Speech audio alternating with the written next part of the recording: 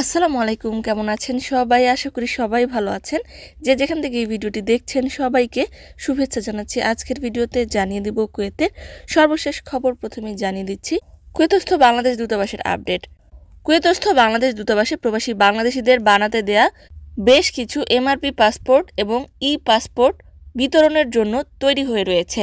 যারা বানাতে দিয়েছিলেন দূতাবাসে যোগাযোগ করতে পারেন। উল্লেখ থাকে যে পাসপোর্ট ডেলিভারির সময় কিছুটা পরিবর্তন হয়েছে। এখন থেকে সকাল ৮টা থেকে বিকেল ৩টা ৩০ পর্যন্ত পাসপোর্ট ডেলিভারি করা হবে। আগের নিয়মটি বাতিল করা হয়েছে। এখন থেকে সকালে গেলেও পাসপোর্ট গ্রহণ করতে পারবেন। এবারে জানিয়ে দিচ্ছি অন্যান্য আপডেট। কুয়েতের সেন্ট্রাল ব্যাংক থেকে কুয়েত থেকে প্রবাসীদের রেমিটেন্স পাঠানো সম্পর্কে একটি নতুন নিয়ম জারি করেছে। সেখানে বলা হয়েছে যে কুয়েত থেকে প্রবাসীরা যে রেমিটেন্স প্রেরণ করে, এমনকি যদি সেটা 50 দিনারও হয়ে থাকে, তবে সেক্ষেত্রে মানি এক্সচেঞ্জগুলোকে কঠোরভাবে তদারকি করার নির্দেশনা দেওয়া হয়েছে।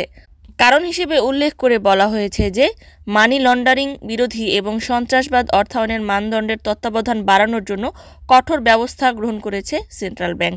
আরও নির্দেশনা দেওয়া হয়েছে যে প্রতিটি গ্রাহককে মানি এক্সচেঞ্জগুলো ন্যূনতম 5 বছরের হিসাব রাখতে হবে। 5 বছরের হিসাব সেন্ট্রাল ব্যাংকে দেখাতে হবে এবং একজন প্রবাসী একদিনে সর্বোচ্চ ৩,০০০ দিনার পর্যন্ত রেমিটেন্স হিসেবে প্রেরণ করতে পারবে। ৩,০০০ দিনারের বেশি হলে সেন্ট্রাল ব্যাংক থেকে বিশেষ অনুমতির প্রয়োজন রয়েছে। অন্যদিকে ট্রাফিক ডিপার্টমেন্ট হতে প্রকাশ করে বলা হয়েছে যে সরকারি পরিসংখ্যান অনুসারে ৪৭ লাখ লোকের দেশ কুয়েতে ট্রাফিক দুর্ঘটনার ফলে গত বছর ২৮৪ জন মারা গেছে, যেখানে ২০২৩ সালে ২৯৬ জন মারা গেছে। তবে ট্রাফিক ডিপার্টমেন্ট আরও প্রকাশ করেছে যে সম্প্রতি কুয়েতের রাস্তায় কৃত্রিম বুদ্ধিমত্তা চালিত নজরদারি ক্যামেরা ইনস্টল করার পর ট্রাফিক লঙ্ঘনের ক্ষেত্রে অনেকটাই হ্রাস পেয়েছে।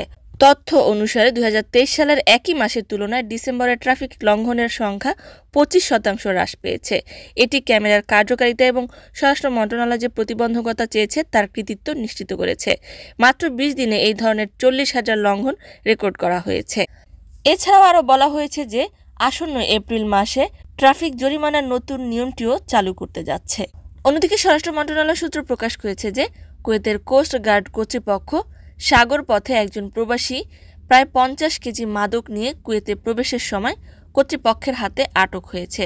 তার এই আটককৃত মাদকদ্রব্যের দাম রয়েছে প্রায় ১,৫০,০০০ কুয়েতি দিনার। অন্যদিকে আবহাওয়া সম্পর্কে আবহাওয়া অফিস থেকে প্রকাশ করে বলা হয়েছে যে সোমবার রাত হতে কুয়েতের মরুভূমি এবং খোলা স্থান এলাকাগুলোতে তাপমাত্রা কমে গিয়ে ৩ ডিগ্রি সেলসিয়াসে পৌঁছতে পারে। রাতের বেলা তাপমাত্রা অনেকটাই হ্রাস পাবে, তীব্র শীত অনুভূত হতে পারে। তবে দিনের বেলা হয়তোবা তাপমাত্রা কিছুটা বৃদ্ধি পেতে পারে। সর্বশেষ কারেন্সি হলো কুয়েতি 1 দিনারে বাংলাদেশি ৩৯৬ টাকা। সম্মানিত ভিউয়ার্স, আজকের মতোই ছিল আপডেট। পুরো ভিডিওটি দেখার জন্য ধন্যবাদ। এ ধরনের ভিডিও পেতে চাইলে ইউটিউব চ্যানেলটিকে সাবস্ক্রাইব করে দিবেন, ফেসবুক পেজটিকে লাইক এবং ফলো করে দিবেন। যারা পূর্বেই করেছেন সবাইকে ধন্যবাদ। আজকের মতো বিদায়। আল্লাহ হাফেজ।